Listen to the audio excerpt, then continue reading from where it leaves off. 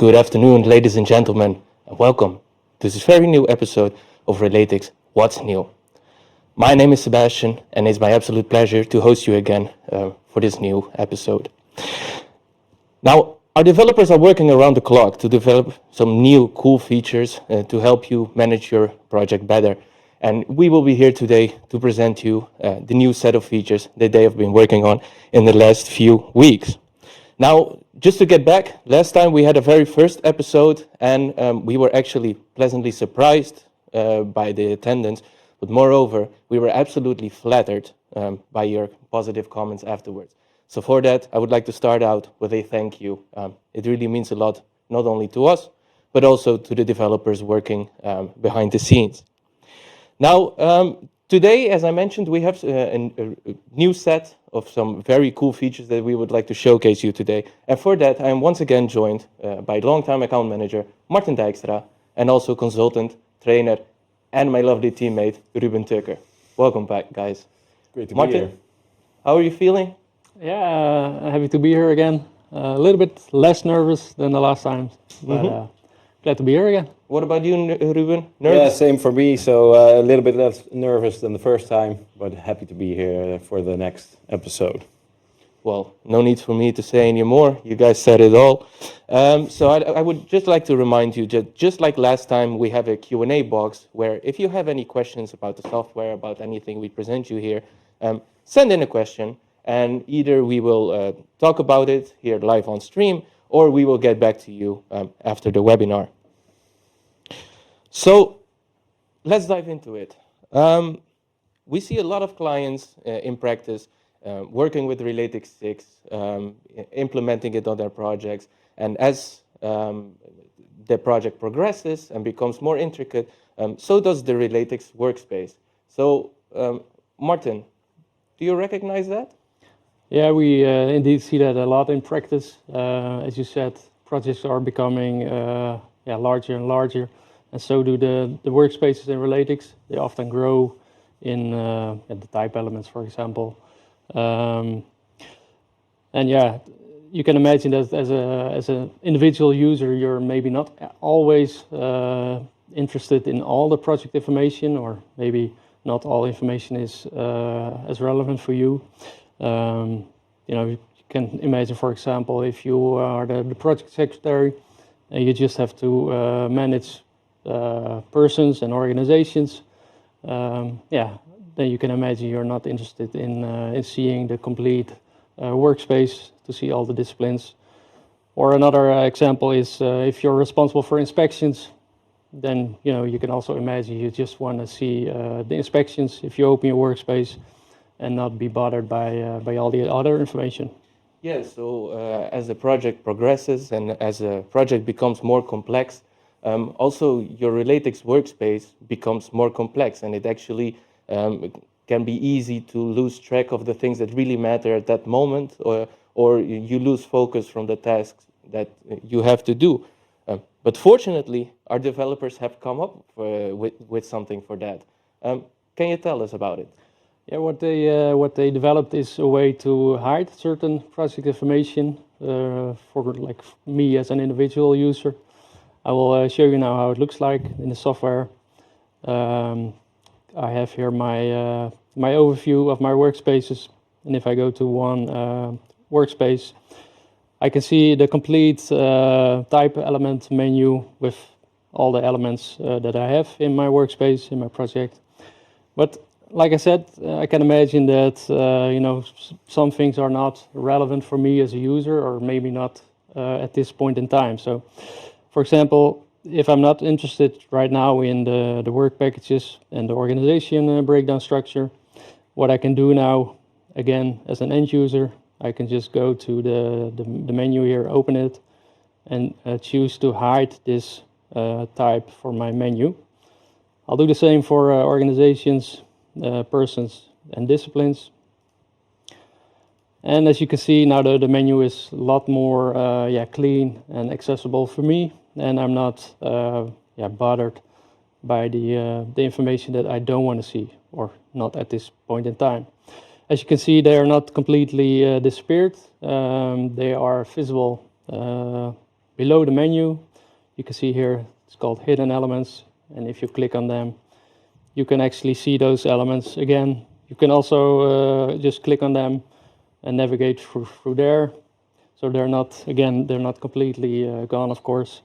And if you decided that, for example, persons is actually nice to have in your primary menu, then you can also choose to unhide them, so they appear back in your menu again.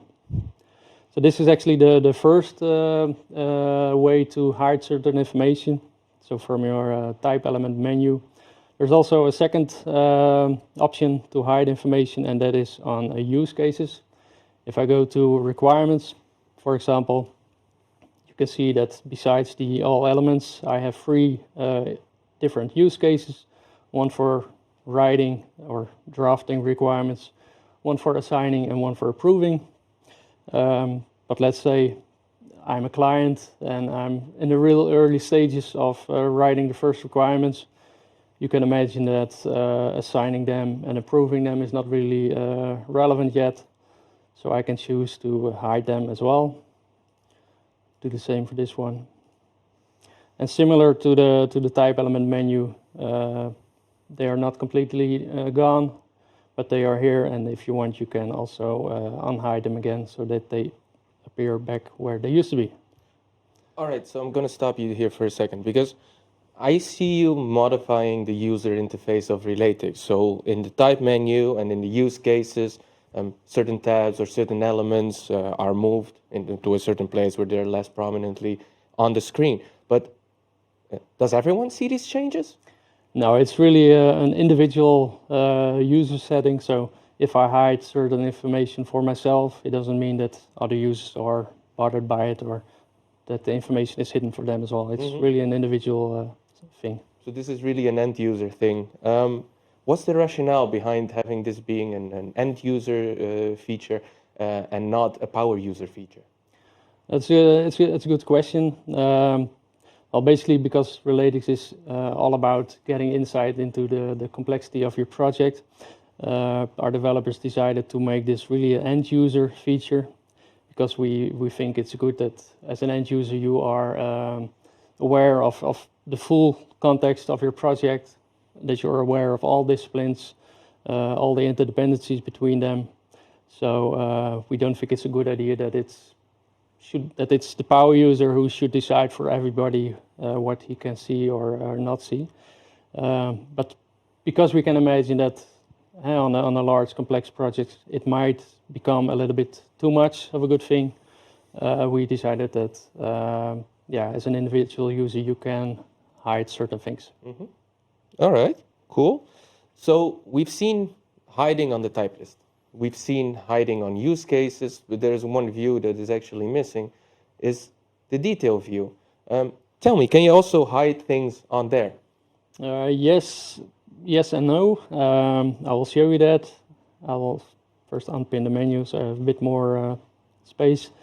If you indeed go to an individual requirement in this case, actually a nice thing to mention as well is what is new now in Relatics as well is whenever you click on a requirement in this case, you can see that the ID is highlighted. So you know whenever you click on something in the overview and you continue browsing on the details view, you're always aware where you are. So that's also a nice small thing to mention. But we're talking about indeed hiding information. On the details screen it works a little bit different. What you can see is when you have all your different tables on your details, you can see a small arrow in front of every table. And basically by clicking on them you can collapse a table. And that's, for example, if you are if you want to add review comments to a requirement, you can choose, for example, just to collapse all the tables that you're not interested at that moment, and you can just quickly add review comments. So that's another way. So I'm going to be annoying again and ask you another question, because I can't help but notice that hiding on the detail view actually looks different from how it looked earlier in the type list and the use cases. Can you talk us through it? Yeah, What's going on here? That's indeed correct. It's also technically it's not really hiding because you're here more expanding and collapsing tables, and it's subtle. There's subtle difference with hiding. We believe that if you're looking at a certain piece of information, you should always be able to see it in its full context. And of course, sometimes you just don't want to be bothered by certain relations, certain tables. So you can just then quickly collapse them. But yeah, hiding them is it's a little bit different because that would mean they would be out of sight more than just simply collapsing tables. Yeah, so you don't want it to happen that on the detail view it's out of sight, out of mind. All right, thank you, Martin. So with hiding, we now give you the tools to adjust your user interface to only see the data you need at the time you need, nothing more and nothing less than that. So, Ruben, Hi. on to the next feature. Sure. So I personally am really excited about this one because this is not only going to be of use to power users, to end users, but also to us as consultants. But before we dive into it, it's important to take a step back because Relatics is a model-based systems engineering software. Now, with systems engineering and software, our users might be very familiar, of course, but with model, it might be a little bit fuzzy to some. So can you please explain us a little bit, what is exactly a model? Yeah, so for a quick overview, what we see as consultants is that clients start on a construction project and they will receive large amounts of project data, like a list of requirements in a document or in an Excel file. But that gives you a very narrow view of the entire content of your project. So to gain insight in the complexity of your project, a new way of working or a new method is introduced, which we of course know as systems engineering. And what system engineering does for us is it shows the interdependencies that the data might have with certain disciplines in your project.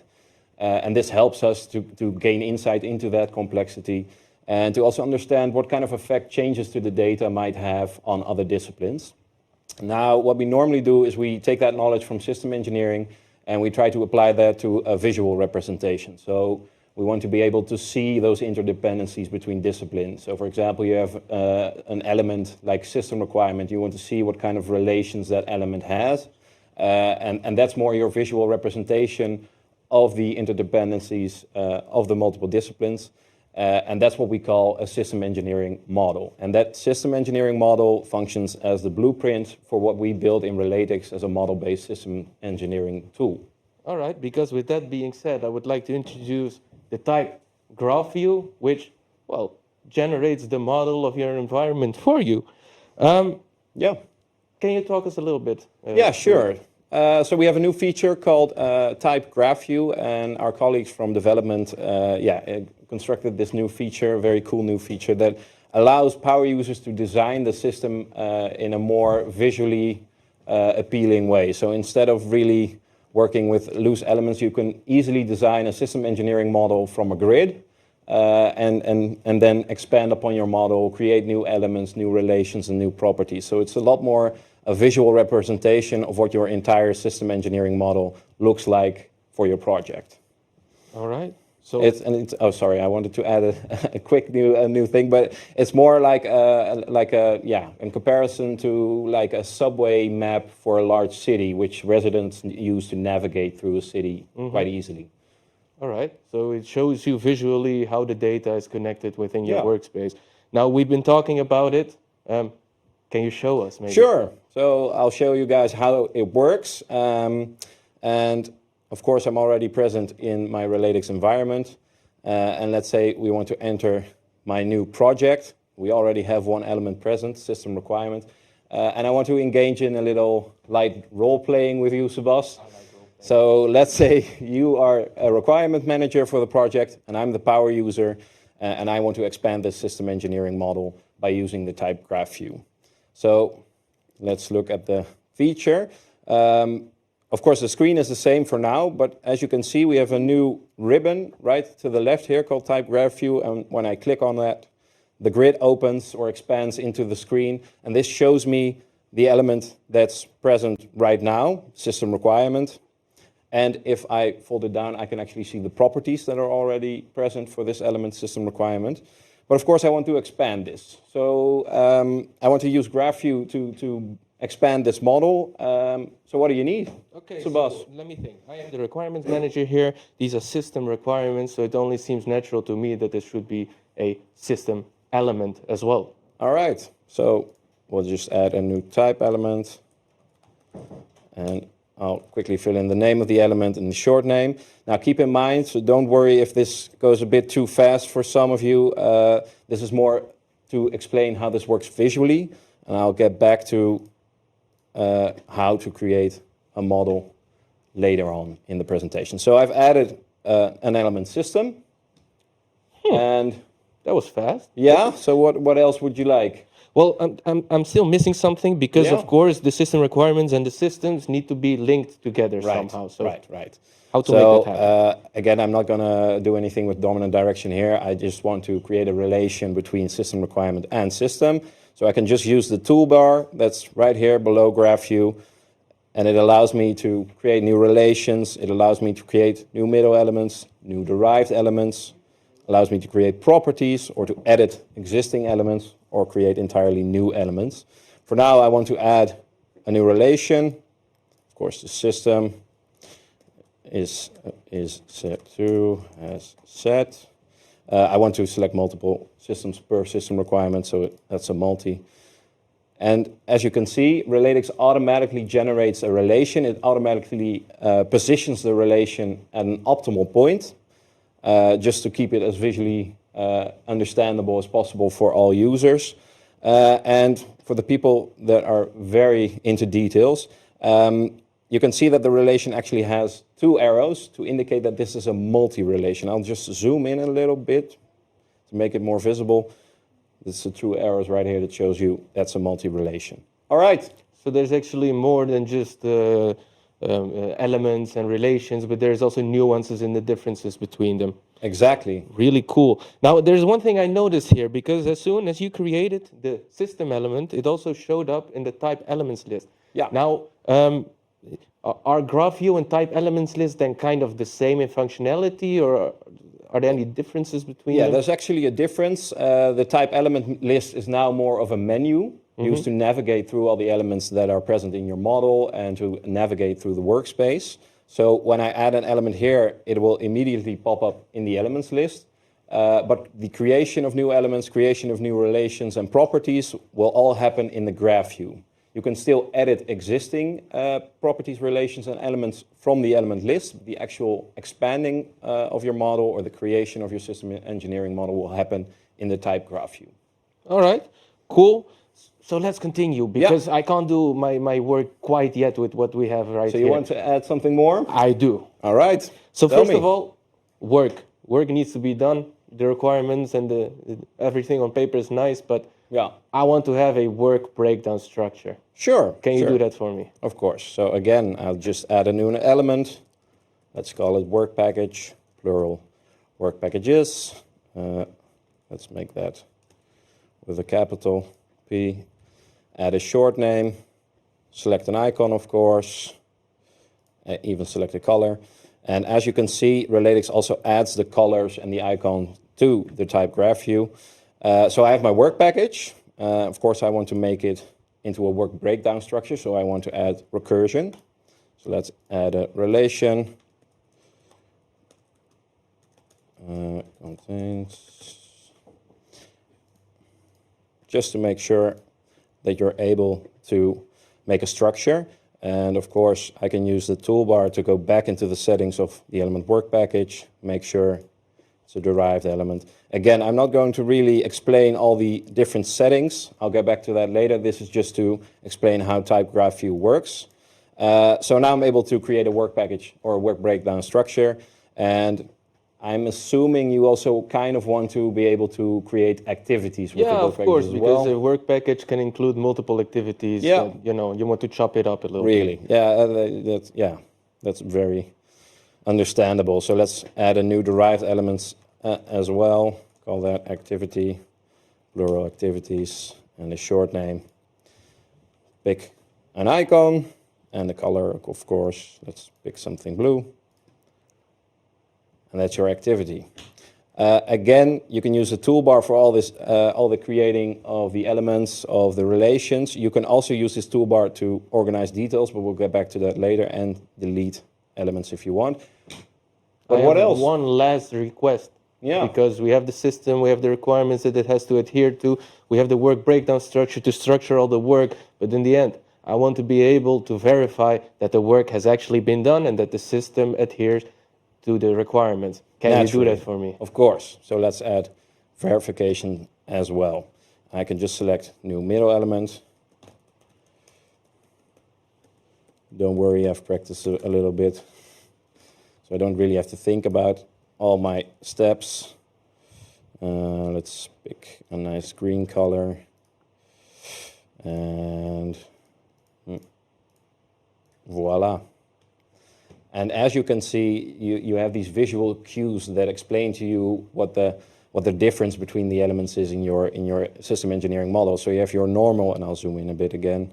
You have your normal main elements, which are round, and of course the color and the icon that you selected. You have your middle elements, which are more in diamond shaped to indicate that this is a middle element we're talking about. You have your recursive relations, which are square if it's derived, and round if it's a normal recursive relation. And you have your derived elements, which are always linked in a quadrant to their origin element, so that when I start dragging them around, the derived element always moves with it. So this really allows me to construct the ideal view of my system engineering model. All right. Thank you, Ruben, for that. I hope the viewers at home can now better understand why we are so excited about this, because it is actually a really cool feature. Now, we drew up like a tiny, tiny model in this last 5 minutes, and it went really fast, and that's the power of Relatics 6. But can you also show us what a fully fledged systems engineering model might look like? Yeah, so we have a small model at the start of a project right now. This is more of a test case, but let's say we have a model that's been used for multiple phases in a project that's already quite expansive. How would type Graphview look then? So I'll navigate back to my environment. Let's say we'll go to Blackheath Tunnel. And as you can see, I'll just first close it down. This is your elements list. This is now mostly used for navigation and maybe some editing in the settings. But if we go back to type Graphview, you can actually see what a more expansive model looks like. And I haven't used them yet. Of course, you can zoom in and out, but you can always also click on the Fit to Screen button to really fit the entire model into your screen. But we'll get back to that later, because this is primarily used to explain all the interdependencies in your model. So as you can see, we have those, I'll just zoom in with Graphview. You have your main element, you have derived elements. If it's an inner derived element, you'll see that little dotted line. I'll zoom in a bit more. And your normal derived element right below that. There are some other visual cues. If I select my risk, I can actually see a visual cue right here on the relation. This indicates that it's a collection relation. And again, you'll use the arrows to indicate if it's a multi-relation. If it's a single relation, then of course you have the one arrow. But again, you're able to design the model in the way you see fit. So as a power user, you're able to click and drag around your model, and Relatics will automatically map those relations to the best location for this model. So this allows me to really set up a basic view of my model, which all users have access to. Mm-hmm. So all the other users will have access to as well. And they'll all be looking at the same version of the model. So everybody has the same model in front of them, which again will function a bit like a subway map for a large city. So if you are a frequent visitor of a city, at some point you'll start to recognize certain parts of that map. And that's the same with our type Graphview if you look at this system engineering model. Yeah, so the last question I have, existing workspaces and existing users, they will also get this feature? Will they get the type Graphview? What do they see when they open it? Yeah, so of course that's a bit of a change. I just wanted to add a bit to the previous part, because I showed you how to fit it to screen. I showed you how to zoom. You are also able to quickly download a snapshot of your model. I'm in full screen mode right now, but that will download an image of this model, which you can easily share with any parties outside of Relatics, or just for yourself to look back at the model without entering Relatics. And just to add to that, so when you have an existing model, at the start, all your main elements will be grouped on top of each other. So then a power user can quickly just drag around those main elements to create the best view of that model, like I'm doing right now.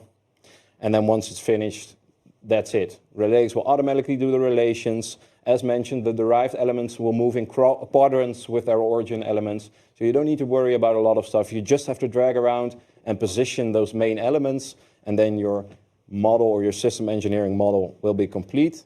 And that's why it's so useful, because let's say, for instance, you have a situation in which you want to delete some part of your model. Then Type Graphview will help you to navigate through that model. And if you get, let's say, if an element has incoming relations, then Type Graphview will quickly tell you what those relations are. You can delete those relations, and then afterwards delete the element which was prevented from deletion because of incoming relations. So it's really helpful for both power users and for normal users that just want to have that view of the model to see all the connections for an element or all the relations. All right, thank you. So again, the developers did one hell of a job with the Type Graphview. And with that, Relatics doesn't only bring you insight into your project complexity, but it does so on a completely different and quite a literal level. Now for the next section, Martin, I'll get back to you, because we talked earlier about being able to hide certain information. But that was mostly on a want to see or want not to see basis. There is also, for example, in the case of sensitive data, the situation wherein certain people or roles are not allowed to see certain parts of the data. Can you give us maybe an example of that? Yeah, we see that happen in practice quite often. A common example is a lot of contractors, they want to give access to Relatics for their clients as well. Often few only, but it can happen that a client is not allowed to see all the information. An example that you see a lot is that risk information, for example, is something, risks, they can sometimes contain a little bit sensitive information. So you might want to choose not to have this information accessible for everybody. Or another example is if you have certain really personal information, like a salary property of a person, then you can also imagine that this is not something you want to be accessible for everybody. So yeah, those are all right examples. So our developers obviously came up with no access to achieve this goal exactly, to on a role level be able to hide or shield certain information. Can you maybe show us what this, how this works in Relatics? Like I said, in the first part, we really focused on hiding information that I don't want to see, or not at a certain point in time, perhaps. Now let's take the example of the client who should not be able to or not allowed to view risk information.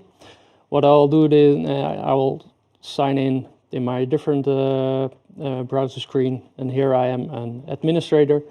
I can show you now how to make this happen.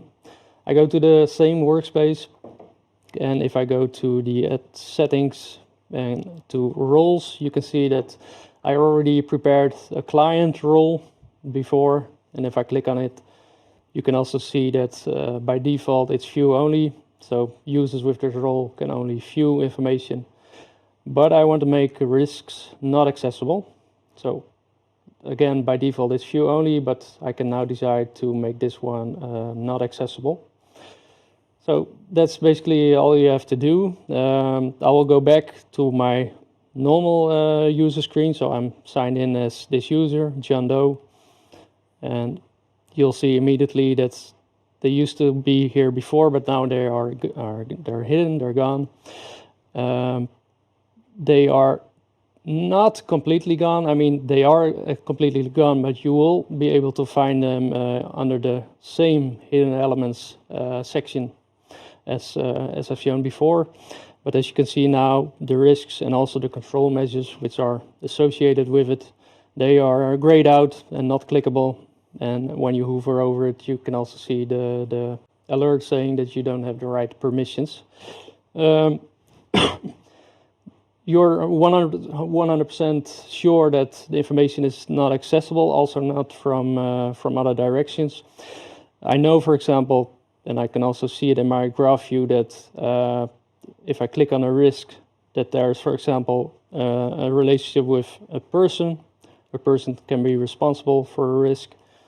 And if I go over to a person, I can also see here that if I scroll to the bottom, that my risk and my control measure table is not accessible.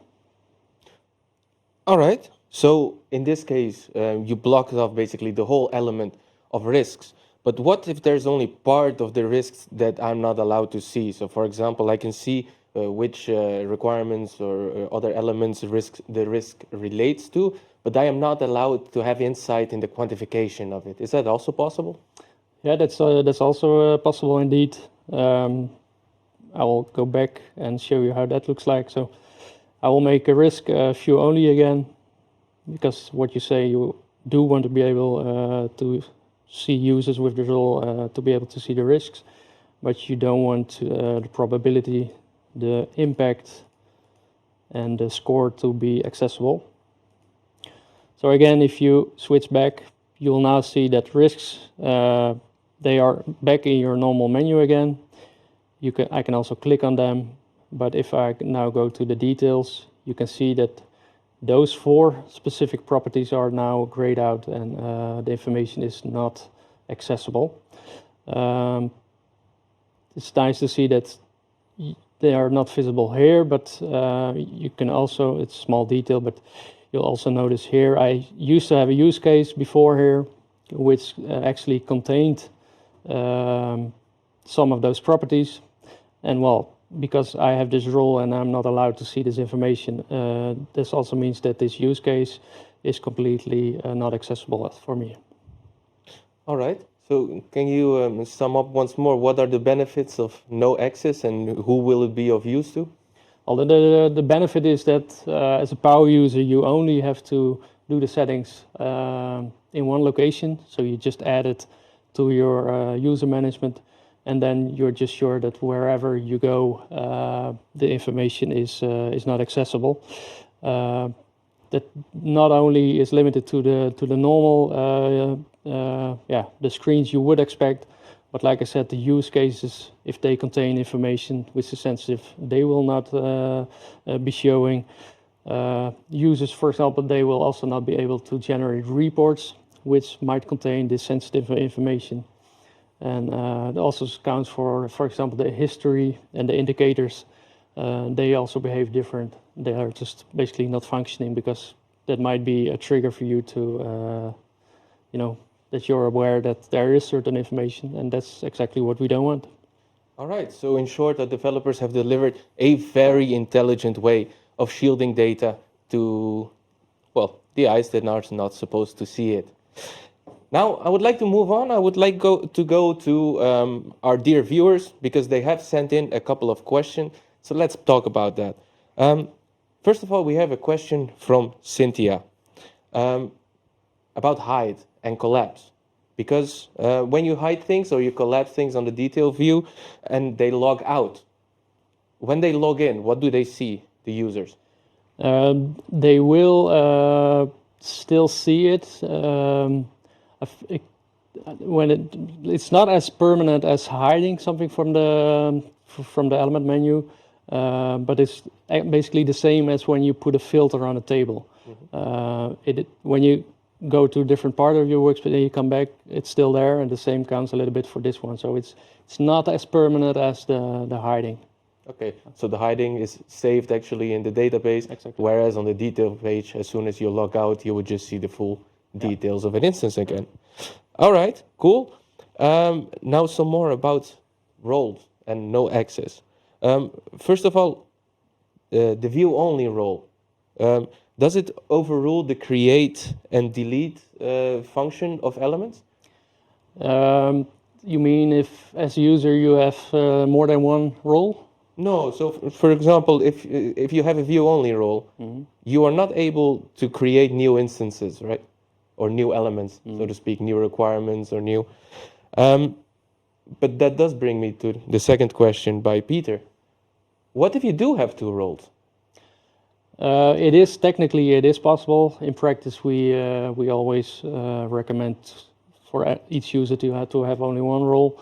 But if you have more than one role, it's not that one role can exclude things that the other role can do. So it's adding a role is only potentially giving you more rights instead of the other way around. All right. So in case of conflicts in rights, the role that has more rights takes precedence over the other one. Yeah, but again, in practice, we always say just give everybody one role, and you can avoid those situations. All right, thank you. What if you want some of the risks with the property external to be visible, but some risks with the property internal not to be visible? So basically, you want to shield off information based on the content of a property. That's not a possibility. So it's if you really want, if you have, like you said, internal risk and external risk, then you could consider making two different type elements, but it's not possible to, make things accessible based on property value. All right. With that, apparently we did a really good job because those are all the questions that we have right now. If you have more questions, please do feel free to still send them in, and we will get back to you after this episode. Now, Ruben, I'm sorry, but the viewers had no questions for you. But too bad. I will have a question for you. Sure. Because when we created the model, you told us that you were just showing off the type Graphview, but you would get back later on the how, the why, and why you make certain design choices. Yeah, because at the previous segment, of course, I didn't really focus on any design choices I made for the system engineering model. And I do want to explain that now. So, of course, people might need help in configuring their model. And we've been busy, or our colleagues at development have been busy with developing all these cool new features for the software. But we've also been busy with developing content that supports the use of Relatics, or to teach people how to better implement system engineering, things like that. And that's something I want to show you. So what we have on our website, or what's going to be released on our website, is a resource page which will help you in different ways. So I'll just go through them, and hopefully people will find something that they like or that can help them with their use of Relatics. At first, we're focusing on help documentation. This is basically the help functionality we already have in the Relatics software, but we also have on our website. So this is an overview of a large list of articles that can help you with all the features that are in Relatics. So these features are explained in the article with a step-by-step, a bit of an explanation as to how to use them. It's not really why you should use them, it's more the functional explanation, but you can find all these articles here on the website and search for them, and these are being updated continuously. So we'll add more articles, of course we'll add new features, and we'll explain everything about that in the help feature. But this is also accessible via the software, so don't worry. Of course, we'll have training, which are provided by me with my colleague Brian for actual physical trainings in both Relatics 5 and Relatics 6, power user trainings. We also have a walkthrough that helps regular users to understand how to use Relatics 6 property. But the real focus, which I try to mention, is the addition of online tutorials that will help you with setting up a middle element, setting up derived element, basically these kind of essential videos that tell you how to create your first system engineering model. And if you still want to know more, then you can always, of course, sign in for our classroom trainings. And lastly, we have common practices, and these are basically lessons learned and knowledge gained by working with system engineering and developing Relatics. So we'll have some documents that help you, for instance, on how to use verifications on your project, or how to get Excel data into Relatics 6, as is seen here. We also have a project complexity white paper that tells you what kind of success factors you need to really conquer a construction project and to really use system engineering properly to get insight in the complexity of your project. And we have a link to our systems engineering book that we have released with a lot of our friends, clients, users that share their insight on how to properly use system engineering, but also how system engineering was introduced in the Netherlands for construction. So not only are we developing and releasing good stuff in the software, we're also releasing good stuff out of the software.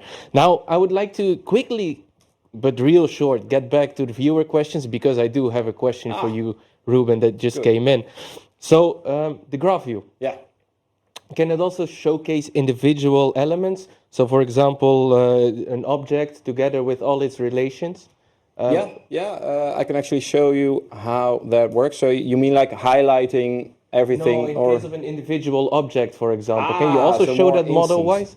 No, this is an actual type graph view. So we're more talking about, I'll just open let's take the large model. So go back to the large type graph view. This is a type graph view. So we're really looking at a type model level with elements, relations, and properties. So this is not on a data level or instance level. So we're not looking at one actual object or one actual requirement. It's a bit higher than that. So unfortunately, no. If you want to see the information that an object relates to, you have the detail view for that. Yeah. And then one really last question. So, for example, if risks are hidden by the power user for a certain project member, can risks also be assigned to them as a responsible? That's a good question, and to be honest, I don't know the answer, so it's something I would have to get back to. I think probably the person who asked the question, we can send the answer directly to them afterwards. Robin, we'll leave you with a cliffhanger. And with that, we have come to the end of this second episode of Relatics What's New. Once again, for me, it was an absolute pleasure. I would like to mention that these features that we just talked about, this week we will start releasing them. So you can stay tuned, check your environments, and they will be added automatically. Of course, our development team will not sit still. They will be working on other features as well as refining the features that have been released earlier. So in a couple of weeks, we will have another release webinar like we had today. And with that, thank you for being here today. Likewise. Thank you for the viewers at home for your attention and especially your time. Keep an eye on our website, have a look at our resource page, and also keep an eye on our LinkedIn, because that's where the next webinar will be released. The date for the next webinar will be announced. Thank you, and have a good day.